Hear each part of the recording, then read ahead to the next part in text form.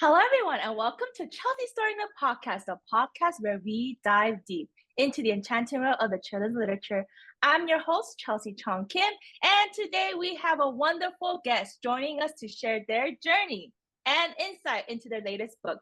I'm delighted to welcome our children's book author, Farial English, the author of Charlie and Sophie's Great Escape, to Chelsea Story Nook Podcast. Welcome to the podcast, Farial. Oh, thank you, Chelsea. I'm just so happy that you invited me. It's a great honor to be here and to talk about my book. It's such an honor. Yes, you guys, she is my friend, my dear friend. So I'm so happy to have her on our podcast. Again, for our listeners, could you share a little bit about yourself to our listeners? Sure. So right now, I live in a very small rural community in upstate New York. But that wasn't always the case. We used to live in a very busy, growing, hectic suburb of Chicago. But we started thinking we wanted a slower pace, where we could live more in sync with the seasons and with nature. So, after a lot of discussion and research, we bought an old farmhouse and followed our dream and moved. And so now we're here in upstate New York. And I live in kind of near the woods, and we have a lot of just open fields, just fallow fields. They're not planted, trees and flowers. And I just spend a lot of time outdoors. Just planting fruits and vegetables and flowers and tending to my honeybees and my dogs. So that's where we are right now. Oh, that is so cute. And I saw your book and I love your book cover and your illustration. So, okay, let's talk about your book. Could you give us a brief overview, introduce us to the main characters, the theme, messages, and everything you want to talk about?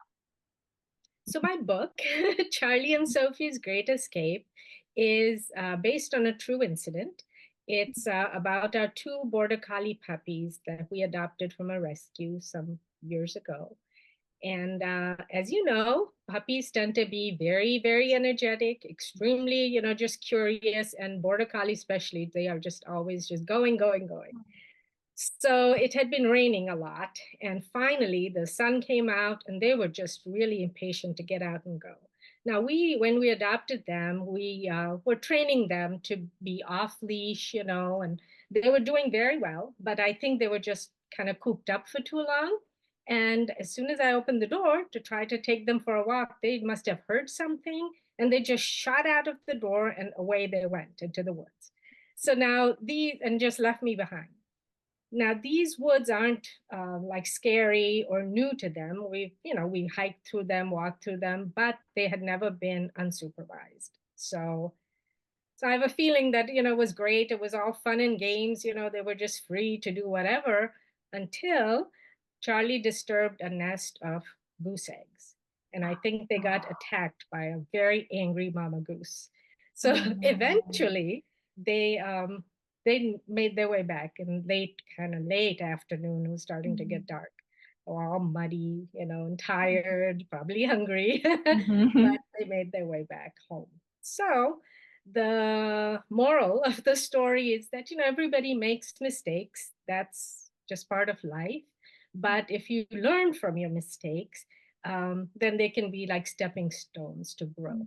And after that incident, they never really ran that far away. They always would keep one eye open, or whatever, whether it was my husband or myself or one of my sons, know where we were when we were out with them.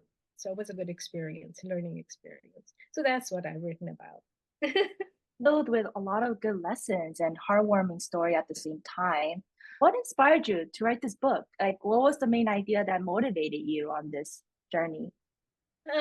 So, it was just really so my youngest son had left for college, and I had time and we had the space. So I thought it was time. Our old dog had died about a year ago. So it was time, I thought, well, it'd be nice to have some young energy in the house. So I did a lot of research, and eventually we adopted these two dogs from a border collie rescue where I was volunteering at the time. So I had first dibs of these two dogs. And it was just we wanted to give them a better life because they'd been obviously given up by their previous owners. And here they could be free to be dogs, to explore, to satisfy their curiosity, to thrive. um, and they just brought me so much joy and just such gratitude every day, and I thought, what a blessing to have something in your life that makes you not only smile but laugh out loud, just their Yes. antics, the things Mm-hmm. they would do together and to me, and it was just great. So every time I took them for walks, I would take little notes, make video, just keeping notes, because I knew it was special. They'd grow out of it, of their puppyhood. But unfortunately, when Charlie was about 5 years old, he got started to get sick, and we took him all, to all the vets and specialists. They weren't able to diagnose what was wrong with him, Oh, and they just said that it's some genetic problem, because he was a used to be a puppy mill dog. Then he was bought and then given up. Then we adopted him. So they don't check, those puppy mill dogs are just produced for sale, basically. um, and so within 4 months of the first symptoms, he got so sick that we had to basically make the decision to let him go. And I was just heartbroken. He was mm-hmm. we was so bright, and we had such a good connection. He was like my like a 3-year-old little boy. Mm-hmm. It was Mm-hmm. just really amazing. So I eventually decided to start writing um, stories about their adventures here, on our property, on the farm. And that helped me work through some of my grief, because I thought, well, if he can bring joy to somebody else who, reads about their stories, then he'll be alive in the pages, through the pages of my book. Yes. He'll still be Mm-hmm. there. Um, and I love my illustrations because they are Mm-hmm. very real. They're true to life Mm-hmm. almost Mm-hmm. with the watercolors. Because for my first book, I wanted it to be kind of a memorial to him. And so that's what basically inspired me to write. And I'm happy I did it. Oh, I'm very happy that you did it. Oh, that's so heartwarming. Could you walk us through how you became an author? I'm pretty sure all my audience will want to know how you became an author and what started this whole experience that influenced your whole journey. Well, I mean, I've always been an avid reader, and even before I learned Mhm, to read, my mhm, mother would read from this big, thick book of fairy tales. I grew up in Pakistan. So we didn't have public libraries, there weren't many bookstores. So I had this one, I think my father brought it from one of his travels, and it was like a treasure. And every night she'd read to me. And these are just stories and memories, of being read to, and then just the magic, that comes alive through just stories from all over the world. And then when my kids were growing up, we would just constantly be going to the library, bringing bags of books. It just opens up a whole world. No matter where you live, you can travel somewhere else through these stories and in your imagination. Now, I'm generally, well, I have been more of a visual artist, visual person. I do a lot of photography. I paint watercolor landscapes, just a lot of things to do with color and design. But then after Charlie died, I thought I really had to start working with language and with words and practice. So I started just getting books again, from children's books from the library, and reading and trying to see what the themes were now, because things change, as culture develops. And then slowly just started to make longer and longer sentences, come up with ideas. And that's basically how I started. Um, and it exercised a different part of my brain, because it wasn't the visual centers, it was more yeah. language um, to write, but reading a lot, new children's books. And that just gave me some ideas. And then, of course, joining Miriam Laundrie's hybrid Yes. publishing, because I didn't think I had enough knowledge Mhm, to or self-discipline to go through mhm, the whole process. And she was great. I mean, that yeah. you did it with her. Yeah. And it's just somebody who kind of knows the ropes and will keep Mhm. you in line, and be encouraging. And I've met some great people. And so that's how it sort of worked out. And then my grandson was born about a year and a half ago. So I thought, well, this is a good time Mhm. to start just a different journey. And so far, so that's, I hope that answered your question. Yes, amazing. And if you could offer advice to authors for younger readers who are pursuing the same path but may feel very scared about taking this, this huge step in their life to find their own voice, what would you say to them? I think it's really because we have so many things in our minds, Mhm. it's a unique voice. Each of us has their own voice because we think differently. We have our own view of the world. And it's important to be able, if you feel compelled to write Mhm. and to put your thoughts on paper, just start writing. Yes. Um, and do it. I mean, now we're so fortunate. We have all these different YouTube Mhm. tutorials and places where we can go for advice. So just try to get into the craft because it takes discipline and writing and rewriting and just get started. And it's not a race, it's Mhm. just something you feel compelled to do. So just begin, and just take notes. You may just start coming up with all kinds of ideas. I have a notebook and I just jot them down and Mhm. just read a lot from the library, right? And other people have written similar things, so get ideas from that and just get going, and you'll know when the time Yes. is right, when you Mhm. feel ready, that Mhm. okay, I've done enough, maybe now it's time for the next step, and just do it. You have to. And we've stepped out of our comfort zone so many times during this 1 year of writing, and it just helps you grow. And that's what life is about, I think, just finding Yes. things that help you expand your view and just grow. So I just do love it. that advice. Awesome advice from a very excellent author like Oh, yourself. We talked about an author standpoint, and then I also wanted to ask you, just for you, Farial, is if someone who wants to write about their dog or had a similar experience through your journey, like yourself, mhm. do you have any encouraging words for them or any advice that may be going through similar experience as you or who is pursuing to write about dogs or someone, a loved one just passed? Like, do you have any experience, I mean, any encouragement words for them or advice? You're not alone. That's Mm, the first thing. mm, We feel that it's a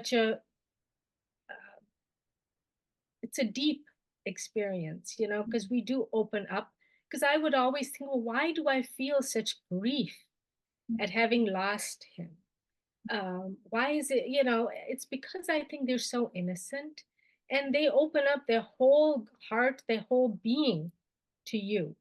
And so you don't have anything else, but you respond to that. And so we open our whole heart, I think, our whole thing mm, to just loving them, being with them. So when they are not there, I think it's because with most human relationships, we do still keep something back, because it's mhm. just private, it's us, whatever, Yes, as an yes, yes. individual, right? Mhm, But I think with a animal, you can talk to them and they're right there, and mhm, I think that's why the grief is so deep, mm, because they're gone and you couldn't save them, you couldn't help them, be better. mm, But I have felt that just honoring his little life, because he brought so much just joy and energy, and his little sister Sophie too. I mean, we did adopt another dog from a shelter because she would just sit and look towards the path in the woods thinking he'd mm, just come running, because they were yes. free, they would just run around. Sometimes she'd go somewhere else, and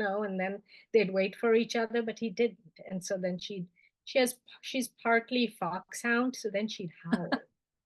So Oh, it was very interesting. sad. Yeah. I mean, she would just say, well, where are you? So, so I did understand that that was the case with her. But I think we need to talk about it and realize that there are many, many, many people who have pets and animals that they love. And it's a deep bond. And so we have a huge community of animal lovers. Um, so if you feel that you need to work through that feeling of, grief or sadness. And if writing, some people have music, others others paint, but bring that feeling out because that's coming from within. It's a very um, just deep, authentic feeling, and that can power your words or your art or whatever, or communication with other people. And just write, even if you write about little things that you remember in the beginning, so you don't forget them or Mm. lose sight of it. And yeah, it's painful, but eventually the pain will not be so sharp, but those memories then, will come up. And it's I think a gift to be able to have something that you love so much. um, right? So Yes, that's beautiful. that has to be honored, I think, in whatever Mhm. way you can, in whichever way. I mean, I planted marigolds on his grave because they're the same color, reminded me of the color of his eyes every time they, and crocuses every spring when they come up. It's just a reminder he was here. So anyway, so I think that's don't, just give yourself the space that it's okay to grieve, and also feel good that you had a chance, right, to love someone so deeply. So, Wow, that is so beautiful, Farah. You said it so beautifully. I mean, imagine the world without having writing and music and art. We wouldn't be able to express the same way as saying in words and the sound and everything, right? I think that's so beautiful how you put that way. Take your space and also take your time with it because you don't want to rush these things or seems like you're being forced to write this book because you just want to, right? No, take the time of it, think about it. Like that's beautiful. Thank you, Farah. That's really beautiful. You said yeah. how you interpreted that. Thank you so much. Oh, no, And you're welcome. thank you, Farial. And as we near the end, could you let us in on any upcoming events or future projects that you're really looking forward to and want your audience to stay tuned for? Well, so I started, so I'm doing a few podcasts. So you're my first podcast interviewee, so Yay. thank you. I'm honored to have you. No, thank you. And then it's a very small community. So we have Mhm. tiny libraries, in our different villages and towns here. Some of them, I mean, when we moved here, our library had only like 4 spaces in front, parking Oh. spots. I thought, is this a library? My husband said Oh. yes. Aw. And here, where we moved from, there were 4 libraries. It was such a huge suburb, huge. Mm. So it's a big change. So I have 3 programs, one every weekend where I'll just, share my book and read Mhm. to kids. And then I'm looking Cute. forward to reaching out to some schools and, go from there. I'm just kind of focused right now on my launch. And then Mm. after that, I'm going to start just looking, different places that I can bring my book to and read to kids. Um, so we'll see how it goes. And Yeah. then, and I have another book in mind, so I will start working on that once I've launched this one. So Yes. I'm excited about that. That is exciting. And I hope that I could have you back on the podcast for your second book. Oh, I would love to have you. thank you. Yeah. And so, what's the best way for our listeners to follow you and stay informed? All right. So I have a website. Uh-huh. It's www.ferialsbooks.com. I'm also on Instagram. It's just at Farial English. And then I have an author page on Facebook, and that's Farial English Author. So yeah, please Wow. definitely check out my Yes. website and Yes. follow me on Instagram. I'm trying to keep at it, learning a Yes. lot. Well, that sounds all exciting, a journey ahead of you. Thank you so much, Fariel, for joining us and sharing your insight. It's truly been a pleasure and honor to have you on my podcast. Thanks, Chelsea. I'll talk to you soon. Yes. And everyone, thanks for tuning in to this episode of Chelsea Story Nook Podcast. Don't miss out on Farial English, the author of Charlie and Sophie's Great Escape. I'll include all the details in the description below, so be sure to check it out and follow Farial for her updates on her upcoming bets. Until next time, keep reading, keep imagining, and keep believing the miracle stories. I'm Chelsea Chong Kim signing off. Take care, everyone, and carry it on. Bye! Thank you, everyone, for joining us on today's episode of Chelsea Story Nook Podcast. Don't forget to order a copy of Carol the Carrot Bowls for the Salad Bowl on Amazon now. Tune in to other authors' podcast interviews for exciting discussions about their latest books and exclusive sneak peeks. Until next time, keep reading, keep imagining, and keep believing in the miracle of stories. Make sure to subscribe, like, and hit the notification button. I'm Chelsea Kim signing off. Take care and carry it on.